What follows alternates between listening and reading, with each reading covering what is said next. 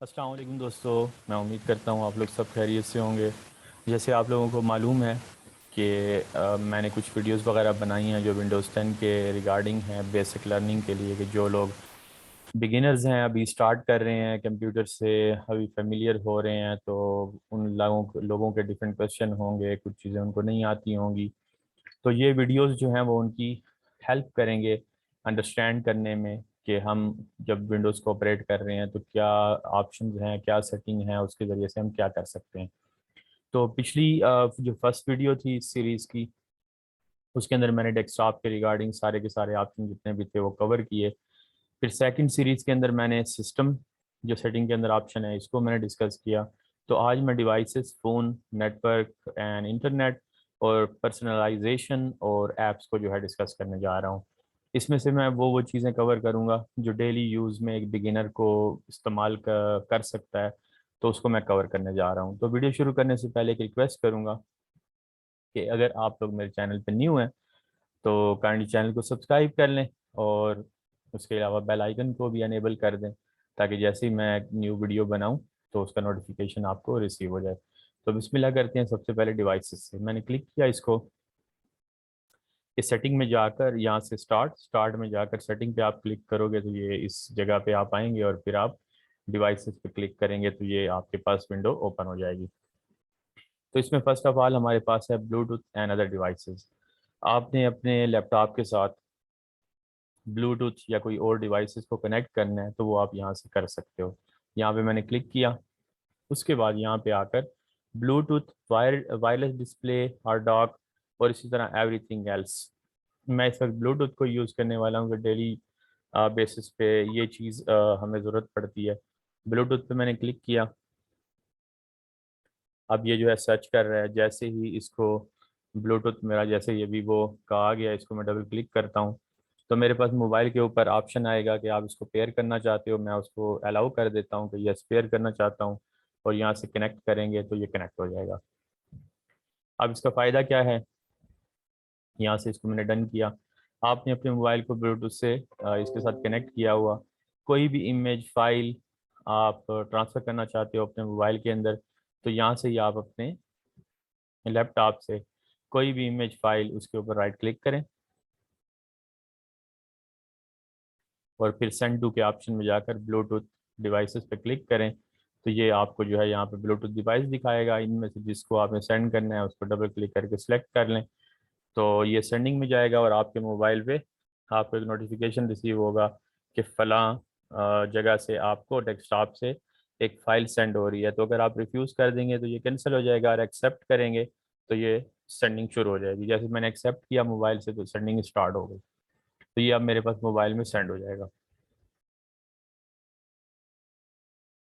ठीक है, ये फाइल थी 542 KB की, और ये मुझे सेंड हो गई सक्सेसफुली। अच्छा, उसके अलावा प्रिंटर एंड स्कैनर।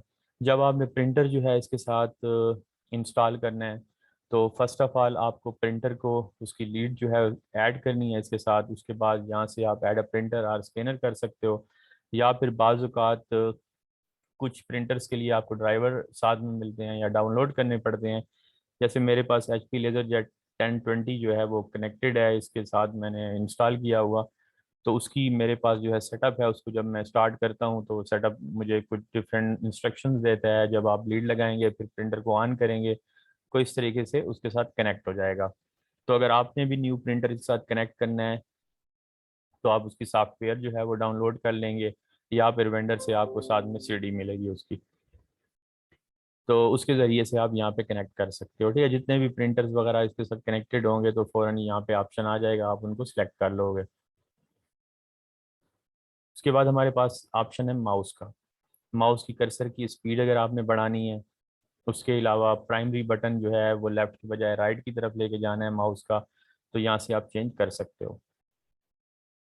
इसके अलावा रोल द माउस व्हील, जो आपके माउस के ऊपर जो रोल होता है वो यानी व्हील जो होता है टाइप का, उसको आपने जैसे ही आप रोल करते हो तो multiple lines at a time को वो मूव करता है। अगर आप उसको one screen at a time करेंगे तो फॉर एग्जांपल आपके साथ सामने डिफरेंट स्क्रीन्स उसके अंदर बन रही हैं, जैसे एक डॉक्यूमेंट आपने ओपन किया हुआ, तो जैसे ही मैं स्क्रॉल करूंगा उसको तो वन स्क्रीन से वो आगे की तरफ जाएगा।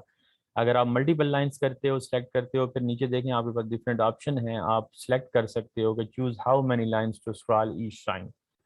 ये आप पे डिपेंड करता है जितना भी आप बढ़ा सकते हो। ये आपके लैपटॉप की टच पैड जो आपके पास मौजूद होता है उसकी सेंसिटिविटी है कि आप इसमें से कौन सी सिलेक्ट करना चाहते हो। मैंने मीडियम सेलेक्ट की हुई है, आप अपनी रिक्वायरमेंट के मुताबिक यहाँ से सिलेक्ट कर सकते हो, ठीक है। तो उसी तरह की सेंसिटिविटी जो है आपको मिलेगी आपके टच पैड पे। फिर हमारे पास ऑप्शन है टाइपिंग का। टाइपिंग जब हम किसी ईमेल में लिख रहे हैं या फिर कुछ भी डॉक्यूमेंट वगैरह हम लिख रहे हैं, तो उसके अंदर हमें अगर यहाँ से हम इसको ऑटो पे सिलेक्ट कर लेते हैं, अनेबल कर देते हैं, तो ऑटो करेक्ट मिसस्पेल वर्ड का आपको ऑटो करेक्ट कर देगा, उसको हाईलाइट करेगा मिसस्पेल वर्ड्स को। उसके अलावा टाइपिंग के अंदर show text suggestion as I type on the software keyword, तो ये आपको जो है ना सजेशन देगा। उसी तरह आपको add space after I choose a text suggestion. ये सारी चीज़ें अगर आपकी रिक्वायरमेंट है तो आप अनेबल रख सकते हो, वैसे ये डिफ़ॉल्ट में अनेबल ही होती हैं। अच्छा, उसके बाद हमारे पास ऑप्शन है पेन एंड विंडोज़ इंक का। आप अगर कोई पेन वगैरह यूज़ कर रहे हो इसके साथ लगा कर, तो वो अगर आप इसमें यूज़ करेंगे, उसकी राइटिंग वगैरह आप यहाँ से सिलेक्ट कर सकते हो कि किस तरीके की आए, यानी कि ये जो डिफरेंट किस्म के आपके पास ऑप्शन है, ठीक है। ऑटो प्ले के ऑप्शन से आप फेमिलियर होंगे। फॉर एग्जांपल जैसे आप यूएसबी लगाते हो, रिमूवेबल ड्राइव, और दूसरा है हमारे पास मेमोरी कार्ड। लैपटॉप्स के अंदर दोनों ही ऑप्शन होते हैं, मेमोरी कार्ड भी आप लगा सकते हो और उसके अलावा रिमूवेबल ड्राइव भी। फॉर एग्जांपल आप यूएसबी लगाते हो,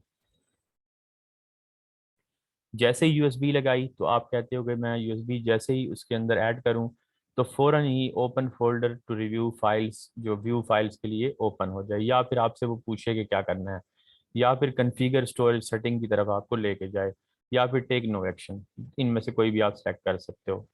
इसी तरह मेमोरी कार्ड, इसमें थोड़े से डिफरेंट ऑप्शन है कि मेमोरी कार्ड जैसे ही मैं अपने लैपटॉप में लगाऊं तो वो ऑटोमेटिकली इंपोर्ट कर ले फोटोज़ को और वीडियोज़ को। दूसरा है कि डाउनलोड इमेजेस कर ले एडोब ब्रिज CS6 की, प्ले कर दे विंडोज मीडिया प्लेयर के अंदर। टेक नो एक्शन है, open folder to view files है, आस्क मी एवरी टाइम। ये ऑप्शन आप सेलेक्ट कर सकते हो। उसके बाद हमारे पास ऑप्शन है यूएसबी का, कि notify me if there are issues connecting USB devices. तो अगर आप इसको अनचेक कर दें तो अगर आप उसको कनेक्ट करोगे यूएसबी को तो वो आपको नहीं देगा नोटिफिकेशन। तो यहाँ पे ये हमारे डिवाइसेस जो हैं वो कंप्लीट हो गए। अब हम जाते हैं फ़ोन की तरफ। अच्छा, विंडोज़ 10 के अंदर एक ऑप्शन जो है इन्होंने दिया है माइक्रोसॉफ्ट ने, कि आप अपने फ़ोन को कनेक्ट कर सकते हो, वो एंड्रॉयड है या फिर आईफोन है। तो ये माइक्रोसॉफ्ट कंपेनियन के आप डाउनलोड कर लोगे अपने पास मोबाइल के अंदर, और फिर आपको इसको जो है अपने फ़ोन को ऐड अ फ़ोन करेंगे तो ये आपके पास इस तरह ओपन होगा। आपके मोबाइल में भी इसी तरह होगा, और गेट स्टार्टेड करके आप इसको साइन इन करेंगे। फर्दर अपने मोबाइल फ़ोन को इसमें सर्च करा कर और इसको कनेक्ट कर लेंगे। इसका फ़ायदा क्या होता है कि आप वाईफाई के ज़रिए से अपने मोबाइल के साथ कनेक्टेड होते हो, कॉल भी मिला सकते हो, मैसेज भी सेंड कर सकते हो वहाँ से। दूसरी एक्सेस नहीं होती। दूसरी एक्सेस के रिगार्डिंग अगर आप इंटरेस्टेड हैं तो वो भी मैंने विंडोज़ के जो प्ले लिस्ट है यूट्यूब की उसके अंदर आप देख सकते हो। मैंने एनी डेस्क का भी एक ऑप्शन दिया था। उसके अलावा रिमोट डेस्कटॉप का भी ऑप्शन है कि जिसके ज़रिए से आप कनेक्ट हो सकते हो। तो ये हमारे पास ऑप्शन है फ़ोन का। उसके बाद नेटवर्क एंड इंटरनेट सेटिंग के अंदर कोई ऐसी ख़ास चीज़ नहीं होती जो हम डेली बेसिस पे करें, लेकिन इसमें से कुछ चीज़ें मैं आपको एक्सप्लेन कर देता हूँ। जैसे फॉर एग्जांपल आप देखना चाह रहे हो कि मेरी जो यूजेज है वो कौन सी उसके ऊपर ज़्यादा है, ऐप्स के ऊपर। तो डेटा यूजेज पे मैंने क्लिक किया तो अभी ये आपको पूरी की पूरी डिटेल दे देगा कि भाई मेरा यूजेज जो है वो किस पे ज़्यादा है। सबसे ज़्यादा क्रोम पे है, उसके बाद इसी तरह सिस्टम और डिफरेंट चीज़ों के ऊपर है। उसके अलावा हमारे पास इसमें एज सच कोई ऐसे आज चीज़ें नहीं होती। फ्लाइट मोड जो है वो आप ऑन कर सकते हो, जैसे आप लोगों के पास मोबाइल के अंदर भी होती है, इसी तरह सेम इसके अंदर भी है। उसके अलावा हमारे पास हम मोबाइल हॉटस्पॉट है। फॉर एग्जांपल आपके पास आपने एथरनेट कनेक्शन के ज़रिए से इंटरनेट कनेक्ट किया हुआ है, और आप यहीं से ही मोबाइल हॉटस्पॉट बना देते हो, तो आप कोई भी डिवाइसेस जो कनेक्ट हो सकती हैं वाया वाईफाई या ब्लूटूथ, उनको अपने लैपटॉप के ज़रिए से इंटरनेट प्रोवाइड कर सकते हो।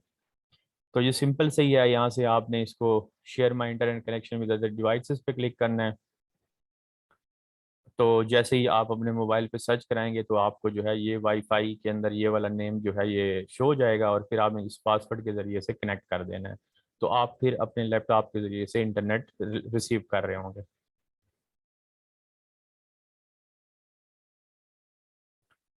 पर्सनलाइजेशन इसको मैं वैसे डिस्कस कर चुका हूँ पिछली वीडियोस के अंदर, तो उसके लिए मैं तो आपको यही रेफर करूँगा कि आप बैक पे उसके अंदर जाकर आप देख सकते हो मेरी प्लेलिस्ट के अंदर वीडियोस में, जिसमें मैंने इसको कवर किया है। ये ओवरऑल सारे के सारा बैकग्राउंड कलर्स के रिगार्डिंग, लास्ट लॉक स्क्रीन जब आप करते हो तो उस वक्त में कौन सी नोटिफिकेशन आपको आने चाहिए, थीम्स आप कौन सी सिलेक्ट करना चाह रहे हो, फॉन्ट्स कैसे हों, स्टार्ट का और टास्क बार मेन्यू के रिगार्डिंग था। तो उससे आप इसको बेहतर तरीके से समझ सकते हो। उसके बाद हमारे पास ऑप्शन है ऐप्स का। ऐप्स में हमारे पास ओवरऑल जितनी भी इंस्टॉल हैं, यहाँ से आप ऐप्स को अनइंस्टॉल भी कर सकते हो।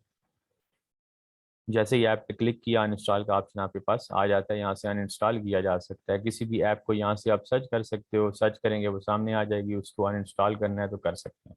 डिफ़ॉल्ट ऐप आपकी कौन कौन सी हैं, यहाँ पे जैसे क्लिक किया तो यहाँ पे ऊपर डिफ़ॉल्ट ऐप आ गई। और अगर आप इनको चेंज करना चाहते हैं तो आप इसके ऊपर क्लिक करके और इसको रिप्लेस कर सकते हैं किसी और ऐप के साथ, और वो फिर डिफ़ॉल्ट हो जाएगी। ऑफलाइन मैप्स है, अगर आप डाउनलोड करना चाहते हो, मैंने डाउनलोड पे लगाए हुए थे अभी जब इस ऑप्शन को मैंने देखा, तो ये फिर ऑफलाइन आपके पास जो है मैप आ जाएंगे, आपको ऑनलाइन नहीं जाना पड़ेगा इसके लिए। ये ऐप्स हैं जो वेबसाइट के लिए यूज़ हो रही हैं, इसका कोई बिगिनर्स के साथ इसका कोई ताल्लुक नहीं है, और ना ही कोई कंप्यूटर यूज़र इन चीज़ों को का कोई इसका इस्तेमाल होता है। वीडियो प्लेबैक, ठीक है, ये सिंपल जो है जब वीडियो यहाँ पे प्ले होती है तो वो किस तरीके से आपको शो करा रहा है, ये इस चीज़ के लिए। उसके अलावा हमारे पास ऑप्शन है स्टार्टअप का। ये एक अच्छी चीज़ है। फॉर एग्जांपल आपकी जो विंडोज़ का स्टार्टअप है, अगर आपको लगता है कि वो बहुत स्लो है या टाइम ले रहा है, तो उसका मेन रीज़न जो होता है आपकी स्टार्टअप ऐप्स होती हैं। अगर आपने बहुत सारी ऐप्स जो हैं वो स्टार्टअप में सेलेक्ट की हुई हैं, तो उसका जो प्रोसेसिंग में ना टाइम लग जाता है। तो अगर जो चीज़ें आपको लगता है कि इसमें से इम्पॉर्टेंट नहीं है, आप उनको बाद में ओपन करके देख सकते हो, तो आप उनको यहाँ पे ऑफ कर सकते हो। जैसे मैंने स्काइप को भी किया हुआ, क्योंकि ये थोड़ा सा हैवी होता है तो टाइम लेता है उसमें, तो इसको जब भी ज़रूरत पड़े तो उस वक्त में ओपन कर लें। तो अभी के लिए इतना ही है। इसमें सारी चीज़ें मैंने यहाँ तक ऐप्स में कर ली। उसके बाद इंशाल्लाह जो सीरीज़ 4 है उसमें मैं देखूंगा कि कौन कौन सी चीज़ें मैं उसमें कवर कर सकता हूँ।